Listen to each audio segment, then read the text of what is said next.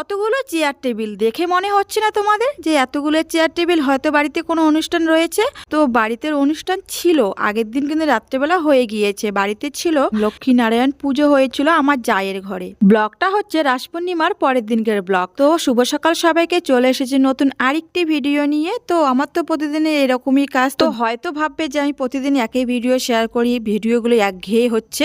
তো একঘেয়ে বলার কিছুই নেই, আমি যেরকম প্রতিদিন কাজ করি সেগুলোই কিন্তু আমি শেয়ার করি। আমার নতুন মানে আমার জীবন সকালবেলা ঘুম থেকে ওঠার পর এরকম করেই চলে। তো এই যে সম্পূর্ণ বাড়ি এখন ঝাড়তে হবে, বারান্দাটা ঝাড়া হয়ে গেল।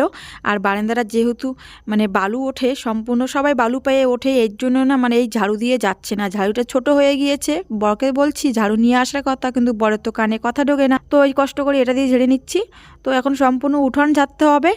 আর মানে কি বলি, সকালবেলা ঘুম থেকে ওঠার পর না যতই শরীর ভারী হয়ে থাক না কেন, উঠোন ঝাড়াঝাড়ি করতে করতে শরীর অটোমেটিকলি হালকা পাতলা হয়ে যায়। তো দেখো কত নোংরা কিন্তু বেরিয়েছে।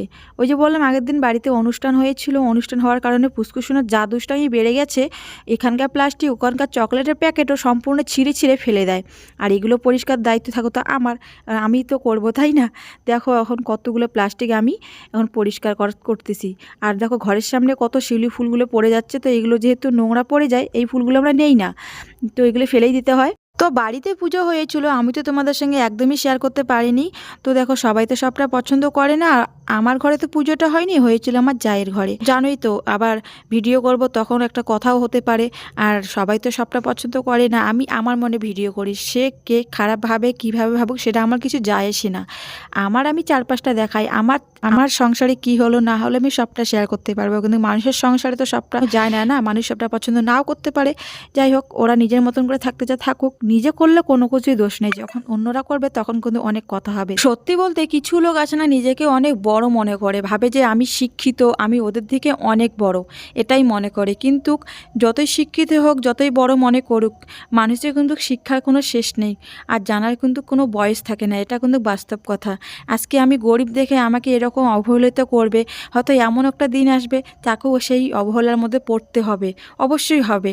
ভগবান, মানুষ বলে না যে পরের জন্মে বলে কিছু থাকে, আমি তো মনে করি পরের জন্মে বলে কিচ্ছু থাকে না, যা হয় এ জন্মে সব কিছু হয়, সব বিচার ভগবান দেখেন। তারপরে দেখো আগের দিন ওদের বাড়িতে মানে অনুষ্ঠান হয়েছিল, এর জন্য শাড়িটা পরেছি, শাড়িটা ধুয়ে দিই, মানে সাথে সাথে ধুয়ে দিলে ঠিক আছে, আর লেট করলে পরে আলসি লেগে যায়, হয় না ধোয়ার।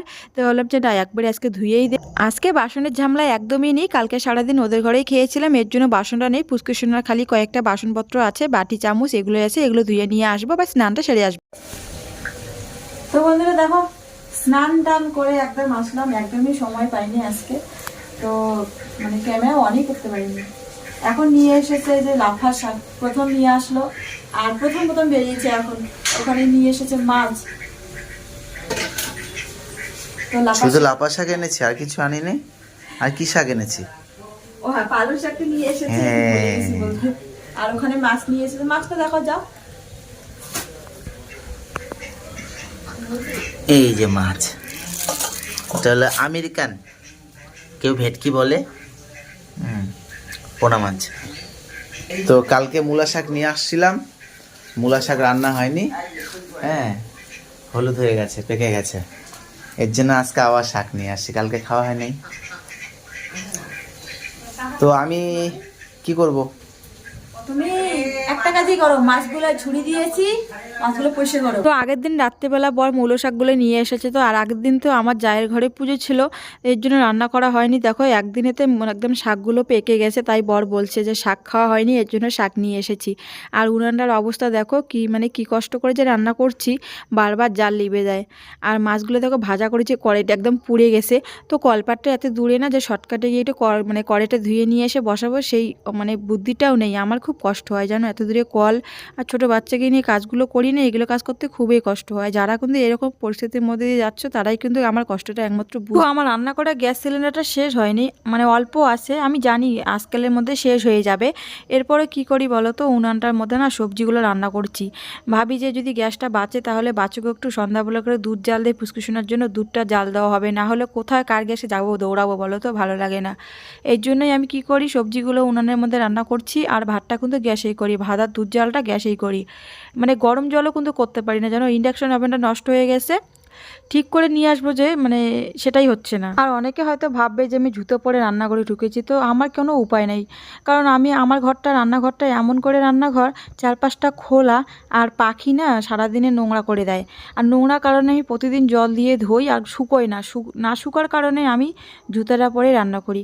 আর না হলে না, যদি জুতো না পরে রান্না করি আমার পায়ে একদম ঘা হয়ে যাবে, জ্বলবে, আমি পরে থাকতেই পারবো না। এই জন্য এই কষ্ট হয় দেখি আমি কিন্তু জুতোটা পরে রান্নাটা করি। তা না হলে কখনো কেউ শখ করে রান্নাঘরে জুতো পরে আসে না। আমরা এতটাই খারাপ না যে সংসারের জন্য ভালো মন্দটা বুঝবো না, যখন তখন এই খারাপ কাজগুলো করব। আমরাও জানি জুতো পরে রান্না করা যায় না, কিন্তু পরিস্থিতি বাধ্য করে। তো আজকে রান্না হবে পালং শাক, আলু বেগুন দিয়ে করেছি। আর রান্না করেছি হচ্ছে, একটু আগে তো দেখিয়ে দিলাম যে লাপা শাক নিয়ে এসেছে, লাপা শাকটা ভাজা করেছি। তো বর 2 রকমের শাক নিয়ে এসেছে, কীরকম লোক বলো তো। আর এটা কিন্তু হচ্ছে তার পরের দিনকের ভিডিও, সেদিনকে আর একদমই ভিডিও শ্যুট করতে পারিনি। জানোই তো বাচ্চা কাচ্চাকে নিয়ে ভিডিও অন করি, কোন সময় যে শেষ করব কোনো ঠিক ঠিকানা থাকে না। এটা হচ্ছে তার পরের দিনকের ভিডিও। এখন আমি বাসনপত্র ধুইতেছি, আজকে কিন্তু অনেক বাসন, আর সবগুলোই দেখো ছোট ছোট বাসন। আমার ছেলের জন্য কত যে বাটি লেটা সারাদিনে কোনো ঠিক নেই। আর যেদিনকে একটু বাসন কম থাকে, মানে কালকে কিন্তু বাসন ছিল না, কালকের দিনটা যে কী আনন্দ আমার লেগেছিল। বাসন না থাকলে কিন্তু খুব আনন্দ মনে হয় যে আজকে বাসনপত্র নেই, শুধু উঠোনটা ঝেড়ে নিয়ে স্নানটা সেরে ফেললে একদম কাজ কমপ্লিট, কত আনন্দ লাগে। কিন্তু এই যে প্রতিদিন সকাল সকাল উঠে না এত বাসন আমার মাজতে একদমই ইচ্ছা করে না। যদি কাছাকাছি কলটা হতো তাহলে রাত্রেবেলায় কিন্তু বাসনগুলো মেজে রাখতাম, কিন্তু আমার তো কলপাটটা অনেক দূর, আর ঠান্ডার দিন না পরে খাওয়া দাওয়া করে না, ইচ্ছা করে না যে এত দূর নিয়ে যাও, আবার বয়ে নিয়ে আসো, আমার মাজো, ইচ্ছা করে না। তো এখন না যে বারান্দাটা ধুয়ে দিব, যেহেতু জুতা পরে সবাই ওঠে, মানে একদম গাদায় গাদায় মাটি একদম লেগে থাকে। যদি না ধুয়ে দেই না একদম শান্তি লাগে না। ঘরের সামনে যদি এত নোংরা থাকে একদমই ভালো লাগে না। তারপরে ঘরে দুয়ারে জল দিচ্ছি, এখন স্নান করতে যাব। তো বন্ধুরা দেখো, আমার ফুসকুসুন এখন কুরকুরে খাচ্ছে, আর আমি এখন ভিডিও এডিট করছি। তুমি কি খাচ্ছ? চিপস খাচ্ছে, দেখো তাহলে চিপস খাচ্ছে, কুরকুরে খাচ্ছে। তো আমি এখন ভিডিও এডিট করছি। তো আজকে ব্লগটা এই পর্যন্ত। আর তো টাটা, টাটা দাও।